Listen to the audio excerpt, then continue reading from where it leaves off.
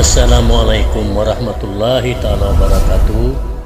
Sahabatku seiman, sebagaimana kita ketahui bahwa tanah Jazirah Arab adalah sebagai tempat rujukan ilmu pengetahuan dalam agama Islam.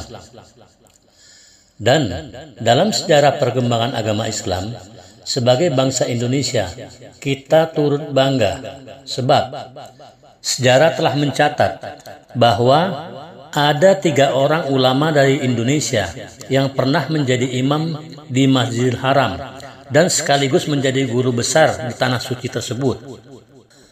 Lalu siapa sajakah ulama kebanggaan Indonesia yang pernah menjadi imam dan menjadi guru besar di tanah haram itu?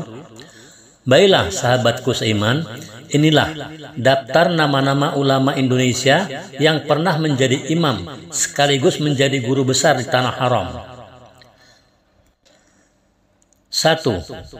Syekh Junaid Al-Batawi. Syekh Junaid Al-Batawi adalah seorang ulama Indonesia yang sangat terkenal pada masanya. Beliau berasal daripada tanah Betawi. Syekh Junaid Al-Batawi dilahirkan di sebuah desa yang bernama Pekojan di Jakarta Barat. Beliau sangat dikenal sebagai seorang pendidik yang tangguh hingga akhir hayatnya. Semasa hidup beliau dihabiskan untuk mengajar ilmu agama di tanah suci Mekah. Beliau juga dikenal sebagai Syekh Masyaikh Mazhab Syafi'i. Di antara muridnya yang kemudian masyhur adalah Imam Nawawi Al-Bantani. Syekh Junaid Al-Batawi wafat di Mekah pada tahun 1840. Diperkirakan usianya 100 tahun. Berkat jasa beliau pula, nama Betawi untuk pertama kalinya diperkenalkan di mancanegara. Syekh Junaid Al-Batawi adalah ulama Betawi yang namanya masyhur di tanah suci Mekah, Arab Saudi. Dia menjadi ulama pertama asal Indonesia yang menjadi imam di Masjidil Haram. Syekh Junaid Al-Batawi bermukim di Mekah sejak tahun 1834. Beliau lahir di Pekojan dan wafat pada tahun 1840, yaitu pada saat usia 100 tahun. Seperti disebutkan Alwi Sahab dalam Robin Hood, Batawi, Kisah Batawi Tempo Doeloe, tahun 2001 mengatakan bahwa nama Betawi baru populer pada abad ke-19, yaitu ketika Syekh Junaid Al-Batawi mengajar di Masjidil Haram. Menurut Alwi Sahab, sejak usia 25 tahun, Syekh Junaid beserta keluarganya mulai menetap di Mekah. Syekh Junaid Al-Batawi adalah sosok ulama yang sangat dihormati. Beliau menjadi ulama Indonesia yang pertama sekali menjadi imam di Masjidil Haram. Karena keluasan ilmunya, Syekh Junaid Al-Batawi disebut juga sebagai Syekh Masyaikh pada para ulama mazhab Syafi'i. Nama Betawi pun menjadi masyhur di tanah suci. Syekh Junaid Al-Batawi mempunyai 2 orang putra dan mempunyai 2 orang putri. Dan salah satu putrinya menikah dengan Abdullah Al-Misri, yaitu seorang ulama dari Mesir yang makomnya terdapat di Jati Petamburan, Jakarta Pusat. Seorang putrinya yang lainnya menikah dengan Imam Mujtaba, sedangkan kedua putranya Syekh Junaid Al-Asad dan Arsyad menjadi penerus ayahnya mengajar di Masjidil Haram. Seperti dikutip dari Genealogi Intelektual Ulama Betawi, Jakarta Islamic Center tahun 2009 yang dipublikasikan di laman MUI di Jakarta OR-ID pada tahun 2014 silam menyebutkan satu-satunya ulama Betawi yang memiliki pengaruh di dunia Islam pada awal ke-19 serta menjadi poros atau ujung puncak utama silsilah ulama Betawi masa kini adalah Syekh Junaid Al-Batawi. Mengenai tanggal lahirnya tidak diketahui secara pasti dan tahun wafatnya juga pun tidak diketahui secara pasti. Alwi Sahab menuliskan tahun 1840 sebagai tahun wafat Syekh Junaid. Padahal menurut Ridwan Saidi, yaitu pada tahun 1894 atau tahun 1895. Syekh Junaid Al-Batawi mempunyai banyak murid yang kemudian menjadi ulama-ulama terkemuka di tanah air, bahkan di dunia Islam. Di antara murid-murid beliau adalah Syekh Nawawi Al-Bantani, pengarang tafsir Al-Munir, dan 37 kitab lainnya yang masih diajarkan di berbagai pesantren Indonesia dan di luar negeri. Kemudian Syekh Ahmad Khatib Al-Minangkabawi, imam dan guru besar di Masjidil Haram, sekaligus menjadi mufti mazhab Syafi'i pada akhir abad 19 dan abad ke-20. Ulama Indonesia yang kedua yang pernah menjadi imam dan menjadi guru besar di Tanah Suci Mekah yaitu Syekh Nawawi Al-Bantani. Syekh Nawawi Al-Bantani juga seorang ulama yang sangat masyhur di tanah Arab. Nama lengkap beliau adalah Syekh Muhammad Nawawi Al-Jawi Al-Bantani. Beliau dilahirkan di sebuah kampung yang bernama Tanara di kota Serang, Banten pada tahun 1815. Selama lebih kurang 30 tahun, beliau memperdalam ilmu agama pada guru-guru di Mekah.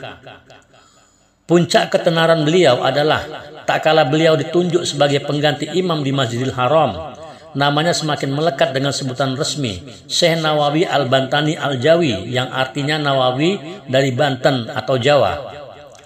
Syekh Nawawi wafat di Mekah pada tanggal 25 Syawal tahun 1314 Hijriah atau bertepatan tanggal 1897 Masehi. Makomnya terletak di perkuburan Ma'la di Mekah. Makom Syekh Nawawi Al-Bantani bersebelahan dengan makom anak perempuan dari Sayyidina Abu Bakar As-Siddiq, yaitu Asma binti Abu Bakar As-Siddiq. Syekh Nawawi Al-Bantani sangat produktif menulis kitab-kitab hingga karyanya mencapai ratusan kitab dan yang diliputi sebagai berbagai disiplin ilmu. Banyak pula karyanya yang berupa syarah ataupun komentar terhadap kitab-kitab klasik, dan sampai sekarang kitab-kitab karya Syekh Nawawi Al-Bantani masih menjadi rujukan di berbagai perguruan tinggi di Mekah dan Kairo. Berikut nama ulama Indonesia yang terkenal di Mekah, yaitu Syekh Ahmad Khatib Al-Minangkabawi. Syekh Ahmad Khatib Al-Minangkabawi yaitu seorang ulama Indonesia yang menjadi guru dan menjadi imam di Mekah. Syekh Ahmad Khatib Al-Minangkabawi adalah seorang ulama asal Minangkabau, Sumatera Barat. Beliau dilahirkan di Nagari Kototuo, Kecamatan Ampat, Koto, Kabupaten Agam, Sumatera Barat, yaitu pada tanggal 6 Zulhijjah tahun 1276 Hijriah, yang bertepatan dengan tanggal 26 Juni tahun 1860 Masehi. Syekh Ahmad Khatib Al-Minangkabawi menjabat sebagai imam mazhab Syafi'i di Masjidil Haram. Banyak pemimpin reformis Islam bangsa Indonesia belajar kepadanya. Di antara ulama Indonesia yang pernah belajar kepadanya adalah Kiai Haji Ahmad Dahlan, yaitu pendiri Muhammadiyah, dan Kiai Haji Hashim Asy'ari, pendiri Nahdlatul Ulama. Syekh Ahmad Khatib sudah terlihat kecerdasannya saat ia masih kecil, yaitu pada usia 11 tahun, yaitu pada tahun 1871, ayahnya mengajak beliau ke Tanah Suci Mekah untuk menunaikan ibadah haji. Namun setelah sampai di Mekah dan setelah selesai mengerjakan ibadah haji, Syekh Ahmad Khatib Al-Minangkabawi tidak pulang ke Indonesia. Namun beliau menetap tinggal di Mekah untuk menuntaskan hafalan Al-Qur'annya. Selain menghafal Al-Quran, Syekh Ahmad Khatib Al-Minangkabawi juga berguru kepada beberapa ulama di Mekah. Di antara guru-guru beliau adalah Syed Bakri As-Satta, Syed Ahmad bin Zaini Dahlan, dan Syekh Muhammad bin Sulaiman Hasbullah Al-Maki. Kealiman Syekhul Ahmad Khatib adalah dibuktikan dengan diangkatnya beliau menjadi imam dan khatib sekaligus staf pengajar di Masjidil Haram. Jabatan sebagai imam dan khatib bukanlah jabatan yang mudah diperoleh. Jabatan ini hanya diperuntukkan oleh orang-orang yang memiliki keilmuan yang tinggi. Mengenai sebab pengangkatan Syekh Ahmad Khatib Al-Minangkabawi menjadi imam dan khatib di Masjidil Haram adalah seperti dinukil oleh Dr. Akria Nazwar, yaitu suatu ketika dalam sebuah sholat berjemaah yang diimami langsung oleh Syarif Aunur Rafiq, di tengah sholat ternyata ada bacaan imam yang salah. Mengetahui itu, Syekh Ahmad Khatib pun yang ketika itu juga menjadi makmum dengan beraninya membetulkan bacaan imam. Maka setelah usai sholat, Syarif Aunur Rafiq bertanya, siapakah gerangan yang telah membenarkan bacaan tadi?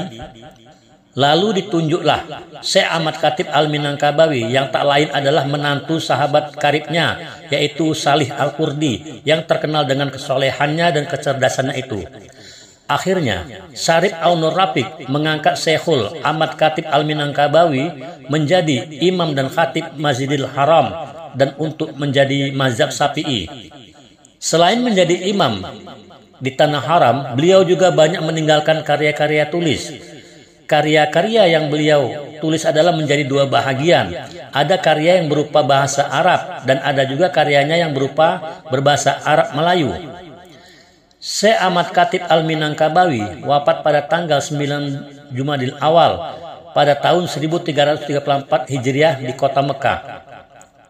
Sahabatku seiman, demikianlah keterangan tentang nama-nama ulama Indonesia yang pernah menjadi imam di Masjidil Haram dan sekaligus menjadi guru besar di tanah suci Mekah. Semoga kiranya wawasan ini menambah ilmu pengetahuan bagi kita semuanya. Amin ya rabbal alamin.